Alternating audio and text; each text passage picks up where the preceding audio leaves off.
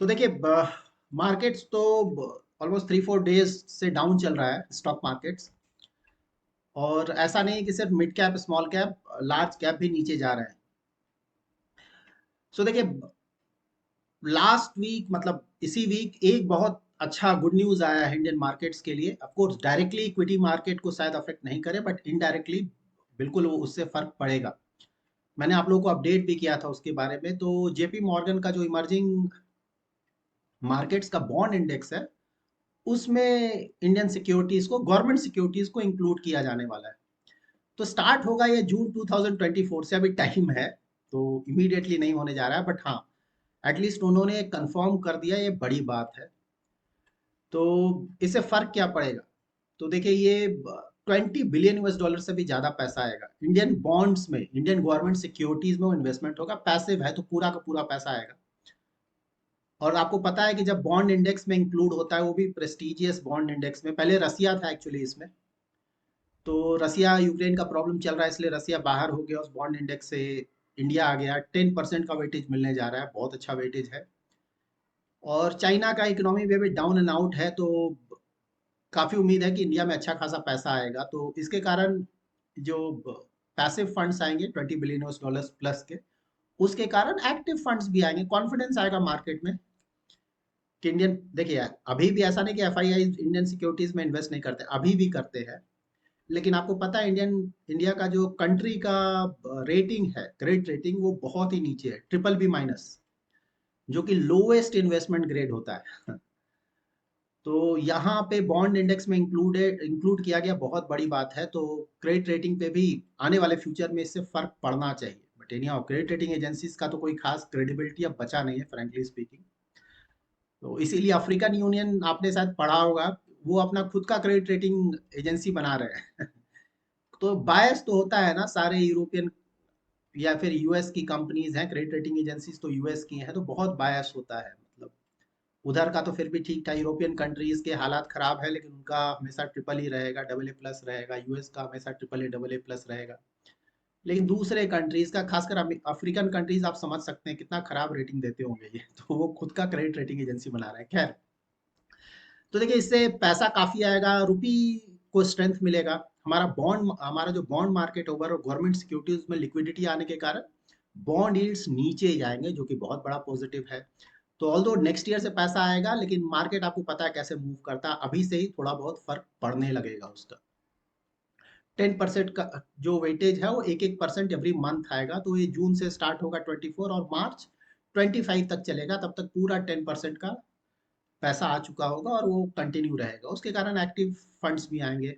तो हमारा जो करंट अकाउंट डिफिजिट होता है, वहां पे काफी हेल्प मिलेगा, रुपी हमारा थोड़ा स्ट्रेंथ आएगा वहां पे। और जो ये जो क्रेडिबिलिटी बना है, इसके कारण अब बोला जा रहा है कि ब्लूमबर्ग का भी एक बॉन्ड इंडेक्स है, तो उसका भी अप्रूवल आने के चांसेस बढ़ गए हैं अब। वो होता है तो उसके बाद और भी ज्यादा पैसा आएगा इंडिया में। तो ये सब बहुत बड़ा पॉजिटिव है। So let's see. तो इंडिया का प्रेस्टीज तो बढ़ रहा है, तो हम काफी समय से डिस्कस कर रहे हैं ना, एज अ कंट्री जो स्टेटस है हमारा काफी तेजी से बढ़ रहा है, तो ये बहुत बड़ा पॉजिटिव है। और निगेटिव देखिए, क्रूड हमने डिस्कस किया ना, क्रूड अभी भी 94-95 के आसपास चल रहा है, ब्रेंट क्रूड। तो वो निगेटिव है। 90 के आसपास रहता है तो हम मैनेज करते हैं। 100 के आसपास जाने पे हमें काफी प्रॉब्लम होगा, 100+ जब ये जाने लगेगा। तो फिलहाल लेट्स सी क्या होता है। तो अभी तो लगता है ज्यादा ही होगा, लेकिन ऐसा, let's see, nobody knows for sure क्या होने जा रहा है। बट लगता है कि शायद 100 क्रॉस ना करे, 100 के नीचे ही रहे। But let's hope for the best, हो तो अच्छा है। अगर 100 क्रॉस होता है तो देखिए इसके कारण भी इंडियन स्टॉक मार्केट में प्रॉब्लम्स आएंगी, वर्ल्ड वाइड प्रॉब्लम आएगा, क्योंकि ज्यादातर इंपोर्ट ही करते हैं हम, तो 80% इंपोर्ट करते हैं। तो क्रूड ऑयल के कारण भी अगर जब जब ये थोड़ा थोड़ा बढ़ने लगेगा ना, ऑलरेडी बढ़ चुका है, यहाँ से जब बढ़ेगा तो रेड सिग्नल है, तो वहां भी देखिएगा स्टॉक मार्केट पे उसका निगेटिव असर पड़ेगा, क्रूड का भी। तो और फिर एक और रिसेंटली एक कनाडा के साथ भी हमारा कुछ प्रॉब्लम चल रहा है, वो भी अभी तो निगेटिव वैसा कुछ असर नहीं पड़ा है, लेकिन अगर ये एस्केलेट होता है आगे, उसका भी निगेटिव असर पड़ सकता है। कनाडा आपको पता है, मतलब एज अ कंट्री अकेले तो कुछ नहीं कर पाएगा। लेकिन उसके जो हेल्पर्स हैं, मतलब जिन कंट्रीज के बल पे वो या दम पे वो जो बोलता है, यूएस है, यूके है, ऑस्ट्रेलिया है, तो मतलब ये गुड है। तो कनाडा में अगर कुछ प्रॉब्लम आता है तो वो लोग कनाडा का हेल्प करने के लिए आगे आएंगे। बट देन इंडिया भी, अब वो पहली वाली बात थी, इंडिया भी काफ़ी स्ट्रांग हो चुका है, इंडियन मार्केट्स है, तो डायरेक्टली तो इंडिया से कोई भी पंगा लेना नहीं चाहेगा, फ्रैंकली स्पीकिंग। और चाइना का भी काउंटर है इंडिया, चाइना के साथ उन लोग का काफ़ी प्रॉब्लम है, तो डायरेक्टली तो नहीं लगता है प्रॉब्लम होना चाहिए, बट हाँ अगर ये एस्केलेट होता है तो थोड़ा प्रॉब्लम हो सकता है, क्योंकि उन्हें भी फिर कुछ एक्शन लेना, अगर इन्वॉल्वमेंट दिखता है तब लेट्स सी, हमें तो कुछ पता नहीं कि अंदर क्या है, तो जांच चलेगा उसके बाद पता चलेगा एग्जैक्टली क्या हुआ है। Excuse me. So let's see, लेकिन हाँ मतलब अभी तो कुछ फर्क नहीं पड़ा है, और अगर इसी तरह से रहता है तो कोई फर्क नहीं पड़ेगा, लेकिन काफी स्केलेट होता है तो वहां से थोड़ा बहुत फर्क पड़ सकता है। सो लेट्स सी, मतलब मैंने फिर से बोला कनाडा मतलब एज अ कंट्री देखे तो उससे कोई बहुत ज्यादा फर्क इंडिया को नहीं पड़ेगा, थोड़ा बहुत तो फर्क पड़ेगा, क्योंकि बहुत सारे इंडियन वहां पे हैं, तो फर्क बिल्कुल पड़ेगा, ऐसा नहीं कि, लेकिन बहुत ज्यादा फर्क नहीं पड़ेगा। लेकिन हाँ अगर यूएस बीच में आता है, यूके बीच में आता है, ऑस्ट्रेलिया बीच में आता है, मैटर स्केलेट होता है, तो वहां फिर थोड़ा फर्क पड़ सकता है। सो लेट्स सी, आने वाले दिनों में वो पता चलेगा। ओवरऑल देखिए अभी अर्निंग सीजन आने वाला है, अक्टूबर ऑनवर्ड्स, तो अभी जो भी स्टॉक्स अगर अच्छे क्वालिटी के हैं, थोड़ा बहुत अगर ओवर वैल्यूड है, और अगर उसका रिजल्ट अच्छा आता है नेक्स्ट क्वार्टर में, तो पूरा ओवर वैल्यूएशन चला जाएगा, वो फिर या तो फेयरली वैल्यूड हो जाएंगे, या कुछ कुछ स्टॉक्स तो अंडर वैल्यूड भी हो जाएंगे, तो इस बात को बिल्कुल ध्यान में रखें। क्वार्टरली रिजल्ट अगर अच्छा आता है कंपनीज का, तो अगर वो कंपनी अभी थोड़ा बहुत ओवर वैल्यूड है, तो अगर रिजल्ट्स अच्छे आते हैं फेयरली वैल्यूड हो जाएगा। तो ये जो ओवर वैल्यूड का थोड़ा प्रॉब्लम अभी चल रहा है मार्केट्स में ना, अगर लेट्स सी अगर रिजल्ट्स अच्छे आते हैं तो भी वैल्यूएशन हमारा ठीक ठाक हो जाएगा। और लार्ज कैप तो एनी हाउ देखिए कोई ओवर वैल्यूड खास है नहीं, हमने पहले भी डिस्कस किया है, जो थोड़ा मार्केट ऑलमोस्ट 3% के आसपास गिर गया है, तो उसके बाद तो कोई खास ओवर वैल्यूड हम बचे नहीं, स्लाइटली ओवर वैल्यूड है। तो अगर रिजल्ट्स अच्छे आते हैं नेक्स्ट क्वार्टर में तो वो भी चला जाएगा, फेयरली वैल्यूड हो जाएगा। सो लेट्स सी, अभी तक तो यही लग रहा है कि रिजल्ट्स अच्छे आने चाहिए। तो ओवरऑल देखिए पॉजिटिव ही है, इंडियन मार्केट्स में तो हमेशा पॉजिटिव ही रहता हूँ। तो कोई इश्यू है नहीं, मतलब वर्ल्ड वाइड सभी जगह प्रॉब्लम चल रहा है, लेकिन इंडिया अभी भी काफी अच्छा मतलब वेल पोजिशन्ड है। और ये बॉन्ड मार्केट का न्यूज़ तो बहुत बड़ा न्यूज़ है, तो इससे आने वाले समय में बिल्कुल वो काफी बड़ा पॉजिटिव होगा हमारे लिए। और डेट मार्केट में देखिए बॉन्ड यील्ड्स थोड़ा बहुत कम होना शुरू हो गया है, मंडे थोड़ा शायद और कम होगा इस न्यूज़ के कारण। तो डेट फंड में अगर आपने इन्वेस्टमेंट किया होगा, खासकर हाई ड्यूरेशन वाले गिल्ड फंड्स, तो वहां पे आपको ऑलरेडी थोड़ा रिटर्न ऊपर दिखना शुरू हो गया होगा। पहले थोड़ा प्रॉब्लम चल रहा था, वहाँ बॉन्ड यील्ड्स थोड़ा ऊपर चले गए थे, बट अब नीचे आ रहे हैं। तो वहां अगर आपने इन्वेस्ट किया होगा तो देखिएगा पहले के मुकाबले आपको अब रिटर्न्स थोड़े बढ़े हुए दिखेंगे।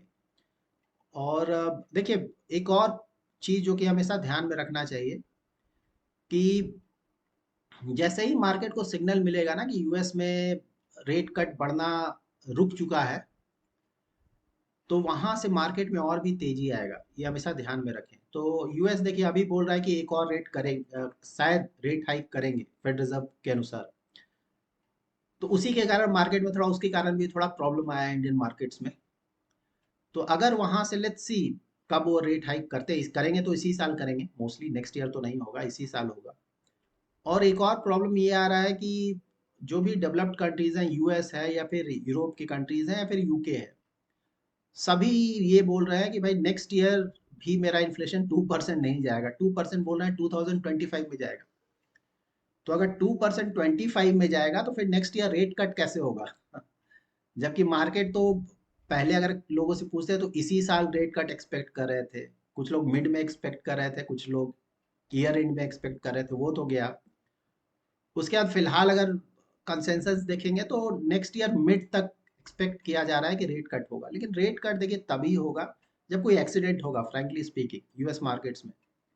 और एक्सीडेंट का मतलब ये है कि अचानक हो जाएगा, हमें पता नहीं चलेगा। तो एक्सीडेंट का मतलब ये हुआ कि देखिए रेट तो बहुत ऊपर गया है ना, डिफॉल्ट्स ऑलरेडी बढ़ना शुरू हो गए हैं, तो अचानक ही कहीं कुछ बड़ा डिफॉल्ट होगा, उसके बाद उसका कैस्केडिंग इफेक्ट होगा और फिर प्रॉब्लम आएगा, इन्फ्लेशन भी नीचे चला जाएगा, रेट कट भी शुरू हो जाएगा। तो मे भी शायद इसी का वेट किया जा रहा है, क्योंकि इन्फ्लेशन जब 25 में 2% जाएगा तो फिर रेट कट कब करेंगे? तब तो नेक्स्ट ईयर भी रेट कट नहीं करेंगे बस, क्योंकि उन्होंने बोला कि नहीं 2% जब तक नहीं जाएगा रेट कट नहीं होगा।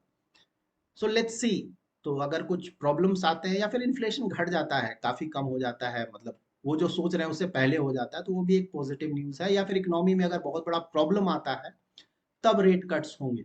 अभी मतलब कंसेंसस ही लेके चलना चाहिए, तो mostly mid year, next mid year में एक्सपेक्ट किया जा रहा था। पहले सोचा जा रहा था कि शायद 4 रेट कट्स होंगे। अब वो सब गया, 4 रेट कट्स, और 2 रेट कट्स लेकर चलते हैं फिलहाल, और देखते हैं क्या होता है। फ्यूचर नोबडी नोस, अभी तो एग्जैक्टली किसी को नहीं पता है क्या होगा। बट हाँ, रफली इस तरह का कंसेंसस है, तो इसको ही फिलहाल लेकर चलते हैं हम। तो इक्विटी मार्केट देखिए डाउन हुआ है, उससे कोई फर्क नहीं पड़ता। मैंने बोला 3 4 5%, ये तो कभी भी गिर सकता है। मतलब इन चीजों को कोई बहुत ज्यादा सीरियसली नहीं लेना है। अगर कोई 5 ईयर 10 ईयर 20 ईयर होराइजन के साथ इन्वेस्ट कर रहा है, तो ये 3 4% को बहुत ज्यादा सीरियसली नहीं ले। अगर ये चीजों को सीरियसली लेंगे तो आपका लाइफ इन्वेस्टमेंट जर्नी हेल हो जाएगा, सिंपल। आप कभी नहीं कर पाएंगे लॉन्ग टर्म तक, मार्केट में आप टिक ही नहीं पाएंगे। तो इन चीजों को बिल्कुल सीरियस नहीं ले ही लेना है। कोई बोला गिर गया तो गिर गया, मैं क्या करूं। मैं 10 ईयर्स के लिए मैंने पैसा डाला, उस समय देखूंगा ना, 1 2 साल पहले, उस समय देखूंगा क्या हो रहा है। अभी नॉलेज होना चाहिए, इन्फॉर्मेशन होना चाहिए, नो प्रॉब्लम, बिल्कुल। इसीलिए आप सुन भी रहे हैं और मैं बोल भी रहा हूँ। लेकिन इससे कोई हेडेक लेने की जरूरत नहीं है। ये थोड़ा बहुत गिरेगा, और ऐसा नहीं, फिलहाल जो मार्केट कंडीशन है उससे नहीं लगता है कि कोई बहुत ज्यादा गिरावट होगा। हाँ, जो मैं एक्सीडेंट की बात कर रहा हूँ, अगर नहीं हुआ तो, अगर कोई बहुत बड़ा इधर उधर कोई प्रॉब्लम होता है तो उसके कारण गिर सकता है। अभी फिलहाल कुछ नहीं है और कुछ नहीं दिख रहा है, तो यहाँ से कोई ज्यादा नहीं लगता है गिरेगा। और अगर गिरता भी है तो फर्क ज्यादा नहीं पड़ना चाहिए गिरने पे। जिसने ऑलरेडी इन्वेस्ट किया हुआ है वो इन्वेस्टेड रहे। आप लॉन्ग टर्म के लिए फिर से वापस आ जाएगा मार्केट, आपका रिटर्न्स भी अच्छा आ जाएगा लॉन्ग टर्म में। और गिरने पे अगर किसी के पास पैसा है लकली, तो वो पैसा इन्वेस्ट कर दे, तो उसमें भी कोई प्रॉब्लम नहीं है अगर गिरता भी है। लेकिन हाँ, फिलहाल नहीं लगता है कोई खास गिरेगा। ऑलरेडी थोड़ा बहुत गिर गया, थोड़ा बहुत शायद यहाँ से और गिरे, और फिर ऊपर रिटर्न करेगा, वहां से ऊपर वापस आएगा।